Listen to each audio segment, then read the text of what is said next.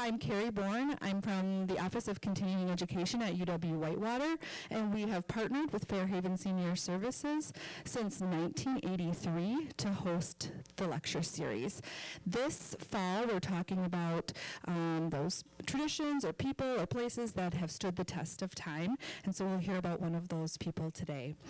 Mezzo-soprano Rachel Wood has appeared in opera, concert, and recital performances across Canada, the United States, Italy, and the Netherlands. Here in the Midwest, Rachel has performed as a soloist with the Madison Symphony Orchestra, Rhapsody Quartet, Madison Bach Musicians, Wisconsin Chamber Choir, Lake Geneva Symphony Orchestra, Symphony 847, Lake Forest Civic Orchestra, and Janesville Choral Union. Give me a little breath there.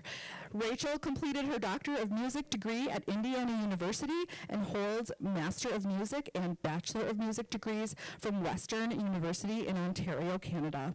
She's a graduate of the Opera Studio Nederland in Amsterdam and furthered her studies at the Canadian Operatic Arts Academy, Accademia Europea dell'Opera, and the Center for Opera Studies in Italy.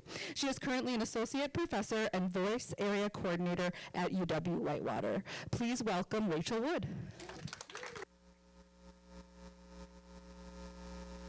Right. Thank you so much. Good afternoon, and thank you for having me. Thank you for coming. It's my pleasure to speak with you today about the life and works of the composer Lee Hoiby. So I thought I would begin with a quote from Hoiby himself, excerpted from a 1991 interview that he did with broadcaster Bruce Duffy. Duffy asked him, "What is the purpose of music in society?" And this was Hoiby's reply. Haydn said such a beautiful thing in a letter once. It was something like, to give balm to the soul after a hard day's work. You come home and you need something to lift your spirits, and I agree with that.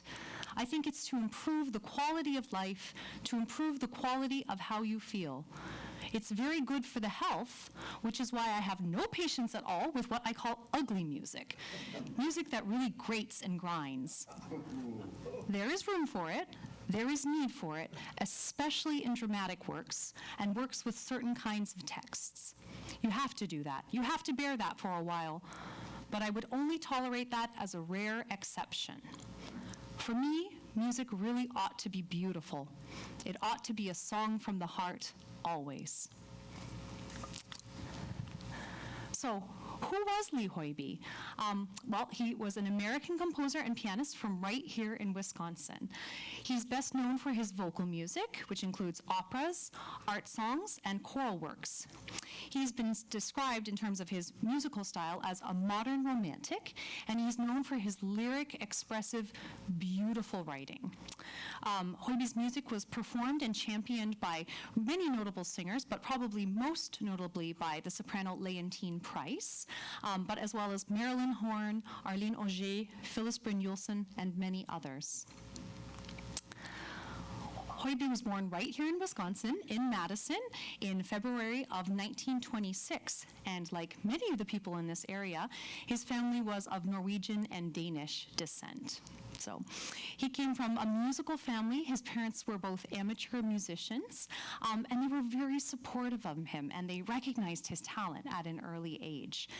So his first music studies were with his mother, who taught him piano, and that went all right for a while, but apparently he would get bored very easily and would start to improvise. He was also composing at a very young age. At the age of 6, he wrote a piece called The Storm, and he performed it in his grandmother's living room for her Daughters of Norway club. And apparently, he wanted to create a dramatic atmosphere, so he dimmed the lights beforehand. So this was at 6 years old. And I love that anecdote. Not only is it cute, but it's also prescient, because 5 decades later, Hoiby would compose The Tempest, an opera, which was a setting of Shakespeare's play of the same name. So, The Storm to the Storm. He studied piano throughout elementary school, and apparently he lost interest in that for a little bit, but he resumed his studies when he was in high school, and he studied with Olive Endries, who was a fairly well-known piano teacher based in the Madison area, and she taught at the Wisconsin School of Music and at Milton College. So Hoiby was very active in high school. He was playing for his choirs, he was playing for dance classes, and his high school choir director took note of his talent and introduced him to Dr. Siegfried Prager, who was then the conductor of the Madison Symphony Orchestra, or at the time it was the Madison Civic Symphony. And then Prager, in turn, also very impressed with Hoiby's talent, arranged for Hoiby to play for Gunnar Johansson, who was the Danish pianist who was at the time serving as an artist in residence at UW in Madison. And so Johansson was very impressed with Hoiby's talent. This is, you see a recurring theme here, and invited him to study with him. So Hoiby studied with Johansson for 6 years, and his high school was very accommodating of this, so he was able to practice and get all of his classes done in the morning so that he could practice in the afternoons. There we go. Hoiby attended UW as an undergraduate, and he continued to study with Johansson. And he supported himself in a number of different ways there. He played for dance classes, and he played in bars and restaurants. And his plan at that time was to be a concert pianist. He was described by his peers as handsome, quick-witted, charming, as well as shy, but completely self-possessed at the keyboard. And I just wanted to share this anecdote from one of his colleagues, Christine Charnstrom Lindsay, who was a close friend and classmate of Hoiby. And she shared that little fazed him. For example, whereas most people would be unnerved if the sonata they were to play in public was not fully memorized the day of the concert, Lee's great ability to concentrate enabled him on one occasion to wrap up the memorization minutes before going on stage, and then perform without a hitch. That makes me terrified just thinking about it. But I think it speaks to his talent and his concentration. Hoiby graduated from UW in 1947, and then he moved to California, where he began studies with Johansson's teacher, Egon Petri. And at this time, he was still planning to become a concert pianist. That said, he was doing a little bit of composing, and his friend Stanley Hollingsworth, who was also a composer, discovered some of his work and basically begged him to let him send some of his samples of his work to the composer Giancarlo Menotti, who was an Italian-American composer who at the time was teaching at the Curtis Institute in Philadelphia. So Hoiby was still focused on becoming a pianist, had no interest in being a composer as a career, but he said, okay, and so Hollingsworth sent his music to Menotti, and Menotti, upon reviewing his violin sonata, invited Hoiby right away to come and study with him at the Curtis Institute with a full 4-year scholarship. So within a week, Hoiby was on a plane moving to Philadelphia. We know that this transition to Curtis, Hoiby said in interviews, was a difficult one. Not only was it very abrupt, but also apparently Menotti really put him through his paces in his composition lessons.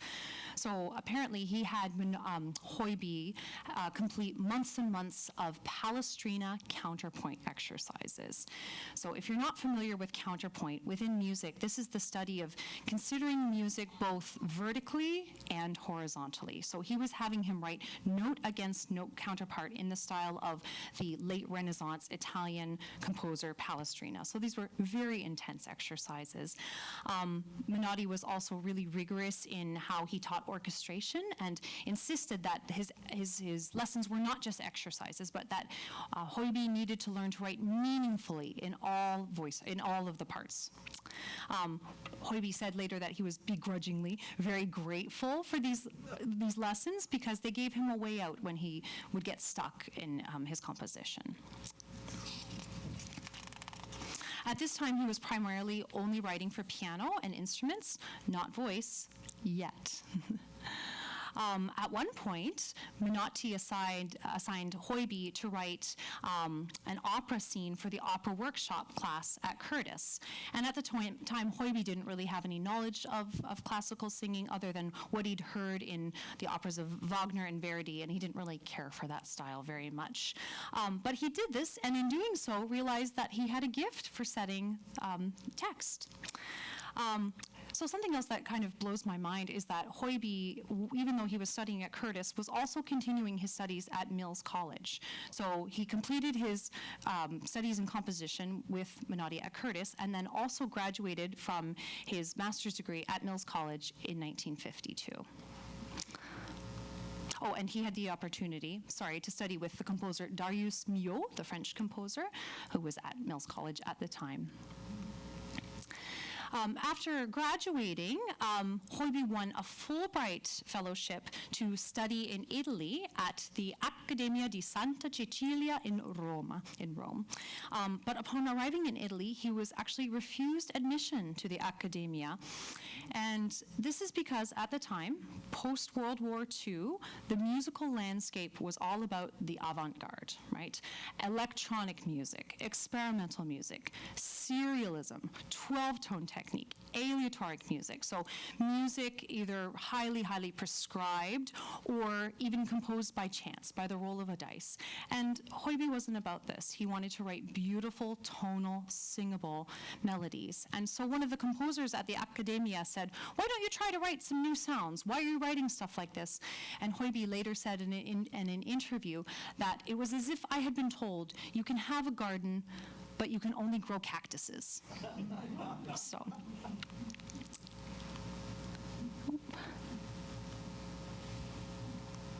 Sorry, I keep missing that button there. So in spite of this setback, Hoiby actually remained in Italy for a year, working on his own, and he did some studies in Salzburg as well.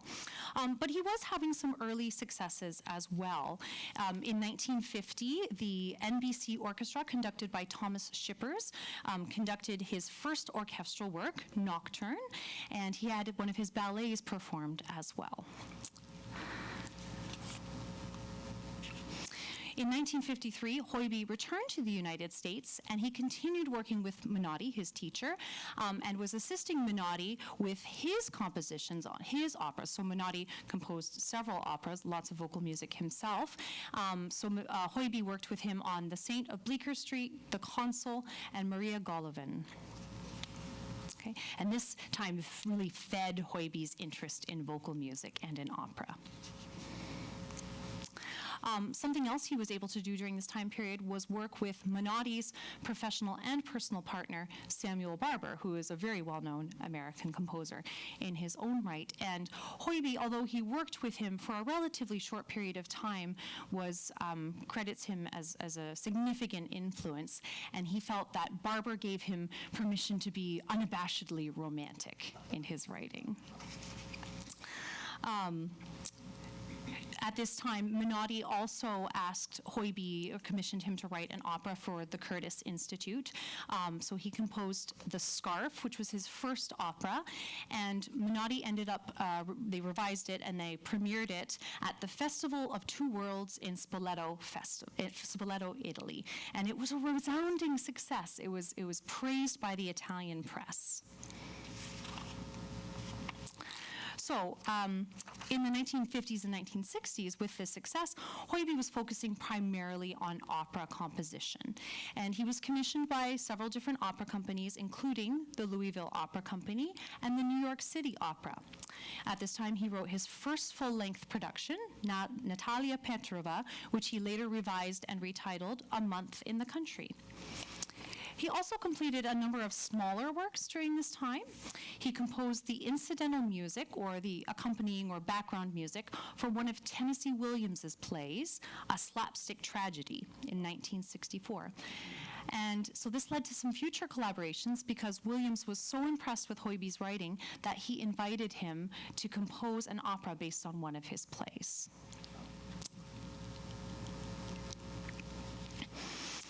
So Hoiby selected the play Summer and Smoke, and it was a huge success. It was premiered in St. Paul in 1971, and then it was performed by the New York City Opera later in 1972.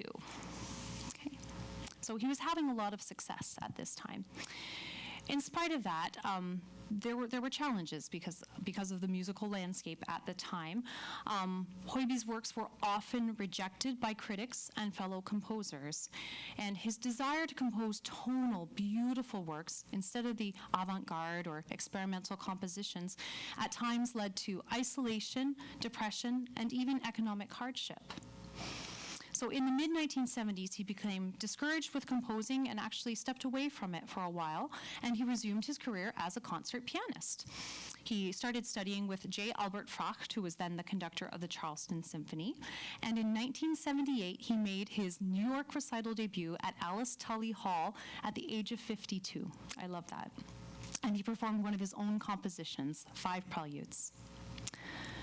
So something that helped kind of pull him out of this period was that he started listening to some popular music. So he was listening to Bob Dylan and Cat Stevens and Joni Mitchell, and apparently this was just the ticket. So he was really inspired by their arching melodic lines and wonderful simple harmonic means. He said it was just what I needed.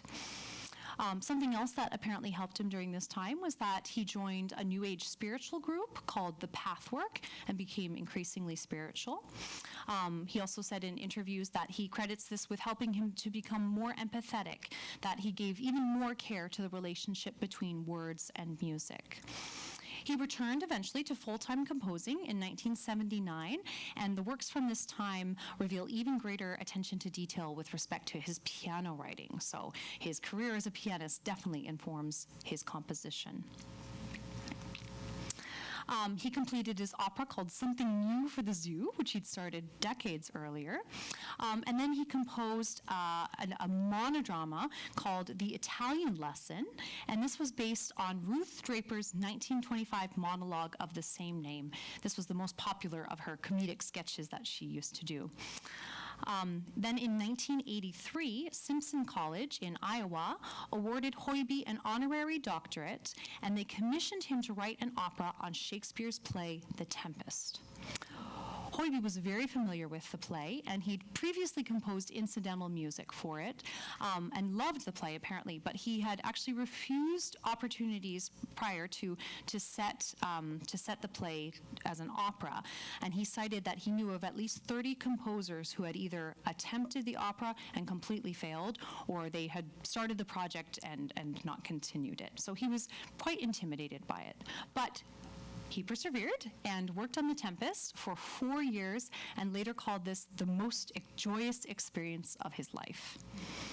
Des Moines Metro Opera premiered the work in 1986, and it earned rave reviews. And I just want to share this quote from Hoiby in 1986. He said, "I would blush to tell you the things that some of the people told me with tears in their eyes afterwards. And this is not a tearjerker opera. These were tears of joy. So I felt like I listened to my heart, I listened to my head, and I worked hard, and I followed what seemed to me to be the right path." And it served him well. In the 1980s, the musical landscape changed again, and the pendulum swung back, and apparently we started to see more appreciation for tonal music and composers who were writing tonal music. Okay, so Hoiby at this time experienced a resurgence in popularity and increased demand for his music. So several of his songs that had been previously self-published then became available through major publishing houses such as Presser and Schirmer. And he wrote most of his songs, of which there are over 90, around this time period in the 1980s. Sorry. In the 1960s, so back a few decades, soprano Leontine Price had taken an interest in his songs, and she premiered several of his pieces and featured them in her recitals. So then in 1985, when he was in the middle of composing all of these songs, he published a song cycle called Songs for Leontine, which is a cycle of 6 songs that includes The Serpent, which we're going to perform for you today. So that was the only one that he explicitly wrote for Leontine Price, but he titled the whole cycle Songs for Leontine. Other very well-known singers began to perform Hoiby's work as well. Okay. Then in 1979, Hoiby met his partner, Mark Schulgasser. Schulgasser is a librettist, and he and Hoiby began to collaborate on operas, and we're going to hear two examples of those today. He continued to perform and record throughout the rest of his life and accept commissions. My understanding is that he was taking commissions and composing right almost up until his death. So he had a really full compositional life. In 2007, he recorded the CD A Pocket of Time with the soprano Julia Faulkner. And if that name sounds familiar, it's because she taught at UW for several years. Okay, and Andrew Garland was also on that CD as well.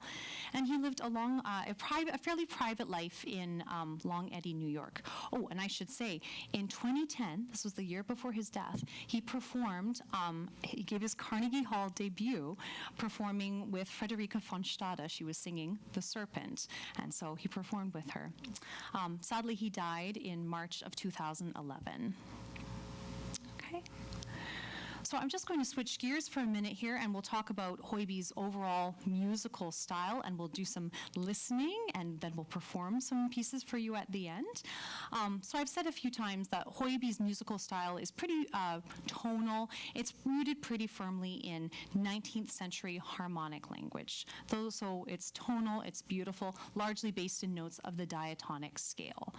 That said, he also uses chromaticism, notes from outside of the diatonic scale, but he was really continuing in the traditions of these late Romantic composers like Mahler and Strauss. And of course, his music shows the influence of his teacher, Menotti and Barber as well. So how this manifests in his vocal writing is that he uses these beautiful lyrical vocal lines with these well-crafted arching melodic phrases. He's a very sensitive setter of the text, and apparently would speak the text out loud as he would compose, and he just loved the human voice and writing for it. And I will just say, as a singer, one of the things I find really gratifying about performing his music is that I find he supports the singer very well. High notes are approached in a reasonable way. It's very supportive for the singer. The tessitura, so the range of the notes, is within a reasonable, comfortable range for all the voice types. He just has a really good sense of what works well for the voice. So I find it gratifying to sing. That's not to say his songs are easy. There's a real range. Some of them are more straightforward and simple, while others, I would say, are operatic in scope. There's a real range. And his songs demand the same healthy vocal technique that opera singing requires. We know that in his singers, he wished to hear clear vowels, clear declamation of the text, as well as ease of production. His writing is mostly syllabic, so he's setting one note per syllable. There's a few exceptions to that, but it's mostly true. And his vocal writing shows the influence of Menotti in that he's absolutely fastidious in how he sets rhythm. So you'll notice in these scores that I have pictures of here, he would often change the time signature or the meter to accommodate the flow of the language. So you see in these pieces here, we're moving between 3/4, 4/2, 3/4, 2/2. Yeah, so it's all over the place, but in service of the text. Some of the other composers that influenced Hoiby were Schubert, Debussy, and Puccini. And he said of Schubert that he really taught me how to use the human voice almost more than any other composer. And if you're familiar with the early Romantic composer, Schubert, you'll know that he wrote a lot of Lieder, or German songs. And a quality that both Hoiby and Schubert share is that they both use text painting. And this is the idea where the piano or the voice are literally illustrating what's happening in the text. So for example, if we're singing about the stars, we probably would expect the vocal line to ascend. Or if we're talking about coming down to the earth, we might see a descending vocal line. So literal depictions of what's happening in the text. He tends to use one gesture or motive per song, and we're going to hear some of those today. I'll point them out as we go. And often the vocal line may or may not be doubled in the piano, but even when it's not doubled in the piano, he's really helpful for the singer, as I said, the harmonic underpinning is such that it's fairly easy to find your pitches, unlike some other contemporary music where you feel like you're pulling your note out of nowhere. So again, as a singer, I find it very gratifying to work on.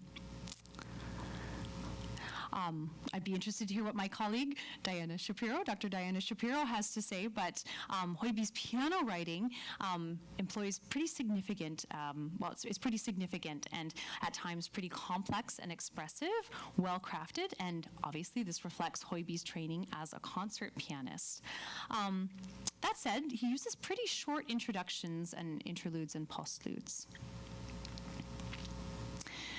Text was of huge importance to Hoiby.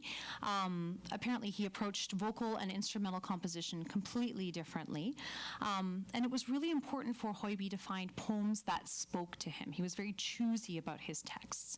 So something that was really helpful to him was when he met Mark Schulgasser, his partner. Schulgasser took on the role of finding texts for him. So he would select poems, and then Hoiby would set them to music. So this was another reason that Hoiby's song output increased exponentially in the 1980s and 90s. I just wanted to share some of the poets that Hoiby set, poets and authors. So as you can see, it's a real range. We have Americans, we have British authors. Rimbaud, we have a French poet there. And we know that Hoiby loved the human language, he loved the human voice, loved language, especially English. And he also set some of his own texts, and we're going to perform a piece for which that's true today. Just a few more thoughts on his musical style. I know I've said several times that his music is tonal and beautiful and rooted in 19th century romantic writing, but I think you wouldn't mistake it for anything but 20th century music, in my opinion. There are rapid changes of harmony. He moves through several keys within a short period of time. There are some unprepared changes of tonality. He's often drawing on other elements from other styles like blues and jazz. So there's a real range, lots of variety there. Something interesting I find about his music is that he doesn't provide all that many dynamic markings. So he really allows the performer to be fairly free to interpret the music. All right, so now we're going to do some listening before we move on to performing. I just wanted to share some musical examples from his operas. This is a list of his 9 operas. We've talked about a few of these already. Our first musical example that we'll hear today is from his opera Summer and Smoke, and this is one of his most successful and well-known operas. As I said, it's based on the play by Tennessee Williams. The libretto is by Lanford Wilson, and it premiered in St. Paul in 1971. The piece we're going to listen to today is informally called the Cathedral Aria, and it's from Act 1, Scene 5 of the opera. And I want to give you just a little bit of context here. So the character Alma Weinmiller, the minister's daughter, has been in love for years with her next-door neighbor and childhood friend, John Buchanan Jr., who has just returned home from medical school. John is the opposite of straight-laced Alma. He drinks, gambles, and womanizes. In this scene, the two are on a date, and John confesses that he doesn't want to continue in his father's footsteps and become a doctor. Alma gently chides him for always indulging his senses, while she, always refined, identifies with a Gothic cathedral. So in this aria, we're going to hear lots of arching, ascending, soaring lines that, in my opinion, kind of mirror the ceilings of the cathedral or suggest those lines. We'll hear a little bit of parlando recitative, so more spoken recitative at the beginning. And we'll also hear a recurring motive, this ascending da-da, minor second motive, and chords that resolve upwards. Okay? So this is the Cathedral Aria from Summer and Smoke.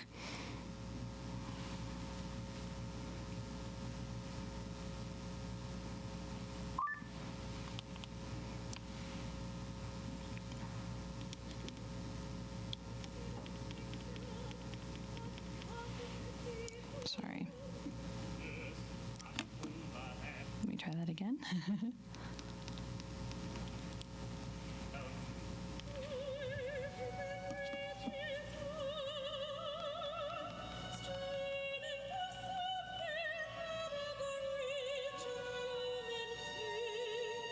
Sorry. Can you all sort of hear that?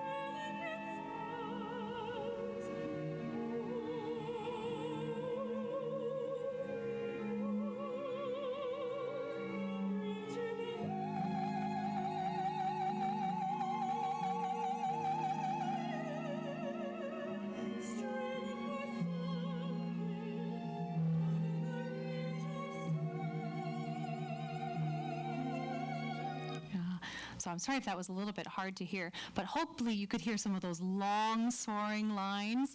And I don't know if you noticed, but the singer was ascending on those great vaulted ceilings, all reaching higher. She sang her highest note in the excerpt on those words. So some instances of text painting there.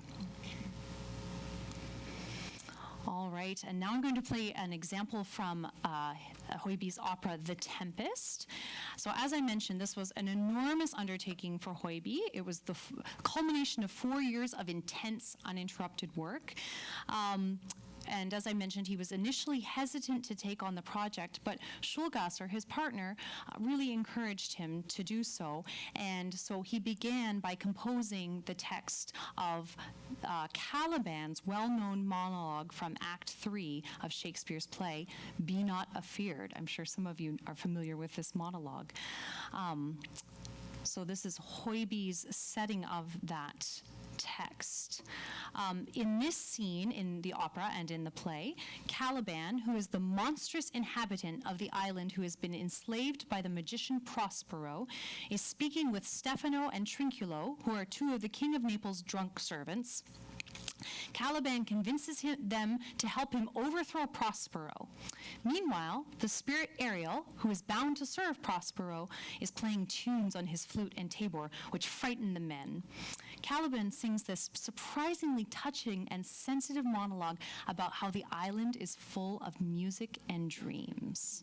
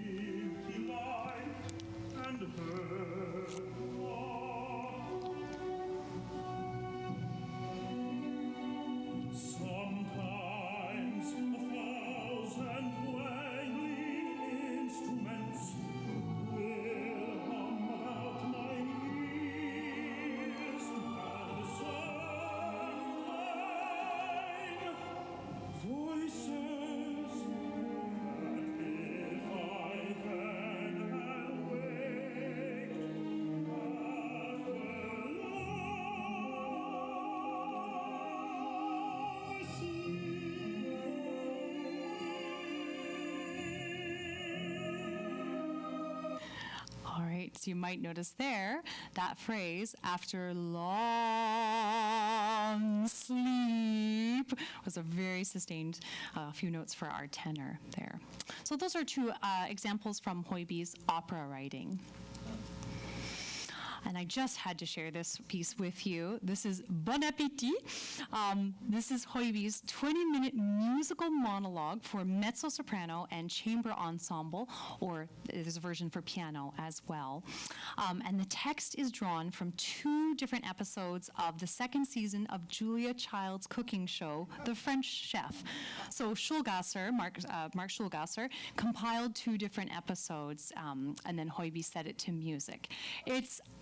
I know I'm being subjective here, but it's absolutely delightful. It's the episode where she's baking a chocolate cake, and then Schulgasser also incorporated parts from the episode called, I do believe it's called The Egg Race, where Julia Child is mixing egg whites, and she's got her copper bowl, and she's racing the electric mixer, and she's trying to see who wins. So that's set to music. It's absolutely delightful and hilarious. It premiered in 1989 at the Kennedy Center with Jean Stapleton performing as Julia Child. Yes, and I just have to say, this piece holds a special place in my heart, in case you can't tell. I performed this when I was a graduate student, and we did a semi-staged version of this, and so I dressed like Julia Child. It's very, when people perform the piece, it's very standard for them to don the wig and the the traditional outfit of Julia Child. And so then I had a friend of mine come up and serve as my sous chef, and we were basically just being silly, and and he was adding ingredients and stirring things while I was singing, and at one point I guess we got a little bit carried away, because I just remember seeing a cloud of flour and cornstarch falling onto the piano. So that wasn't great, but it was a lot of fun, and I highly encourage you to check out the piece. There's a version that the Des Moines Metro Opera did in 2019 that's available on YouTube. So it's just... Oh, I'm trying to remember some of the text. You have to use the best butter, right? And I'll play you an example here.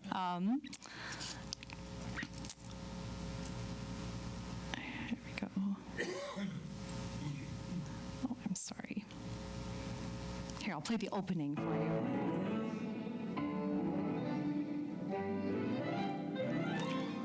This is the rich, buttery brown batter for le gâteau au chocolat lemon spray.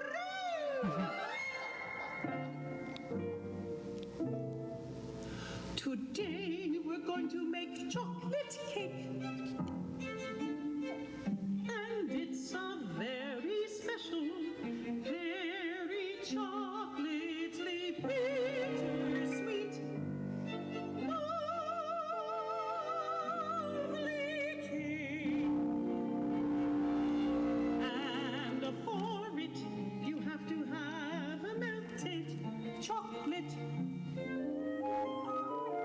And a melted chocolate you have to do very carefully, or it's going to turn a grainy and hard. All right, so you get the idea there.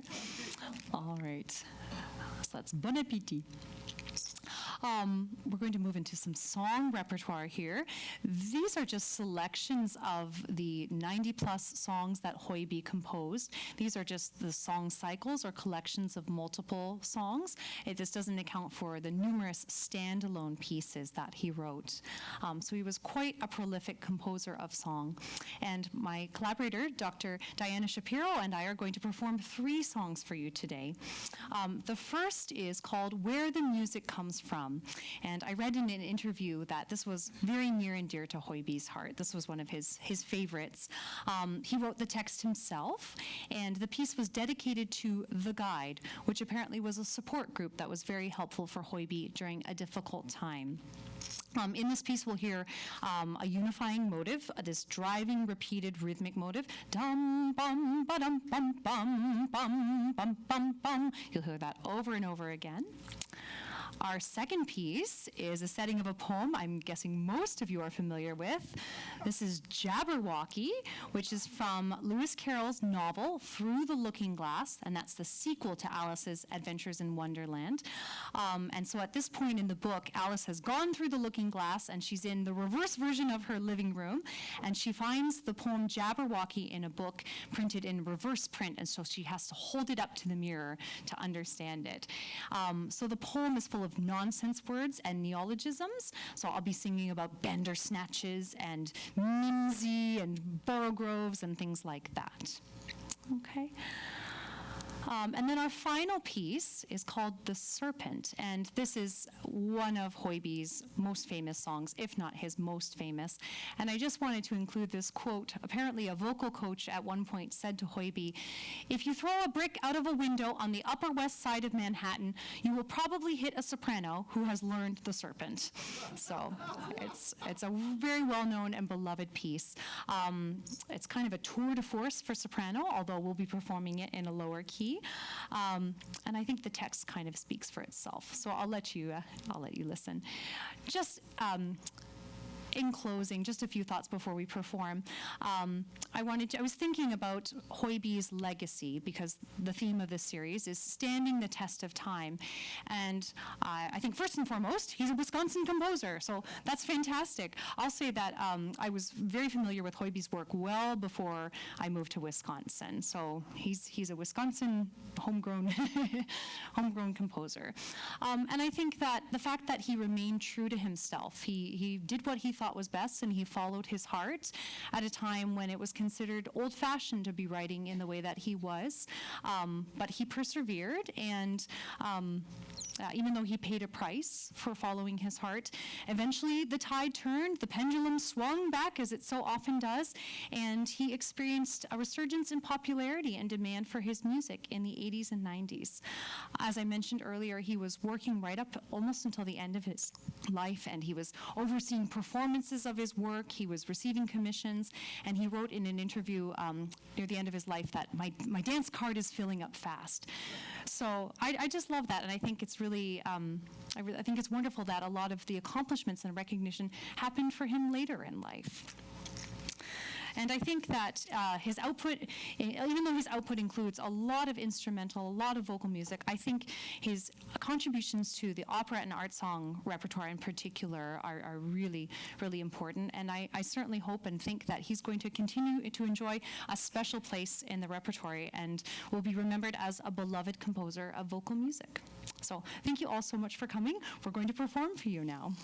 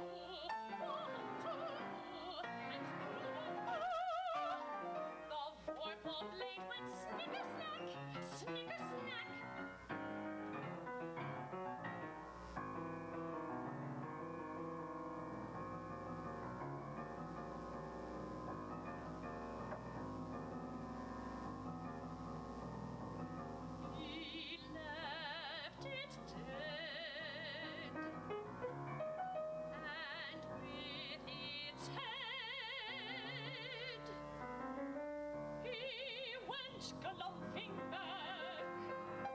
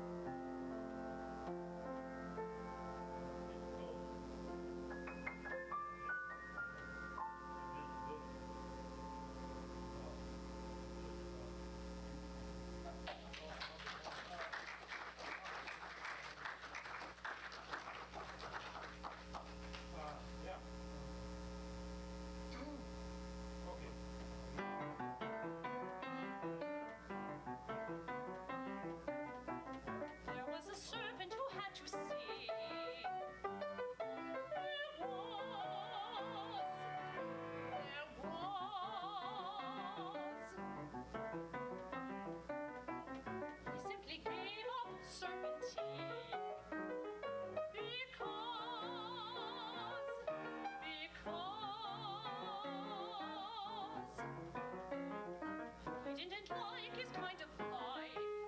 He couldn't find a proper wife. He was a servant with a soul. He got no pleasure down his hole.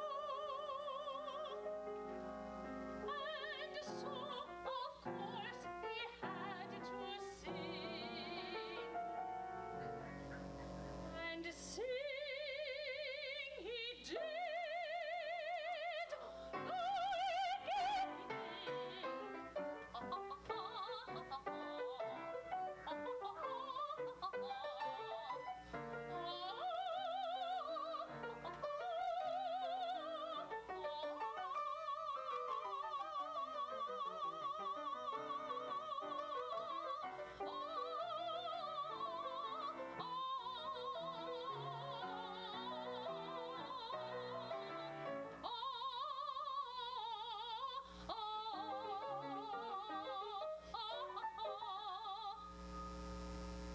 The birds they were astounded.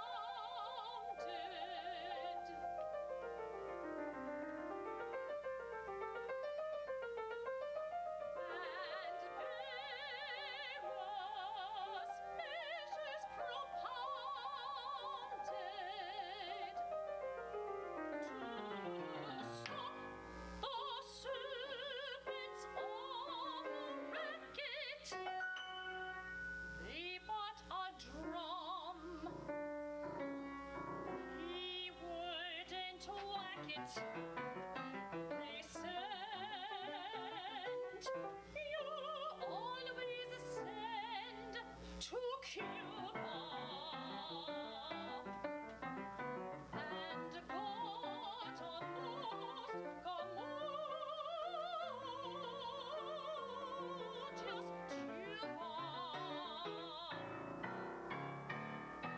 They got a horn, they got a flute, but nothing would suit." He said, "Look, birds, all this is futile. I do not like to bang or tootle." And then he cut loose with a horrible note that practically split the top of his throat.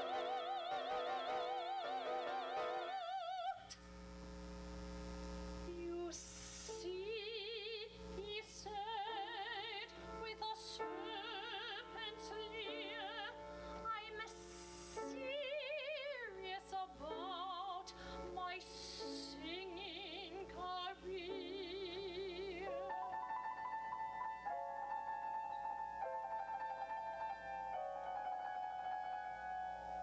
And the woods resounded with many a shriek as the birds flew to the end of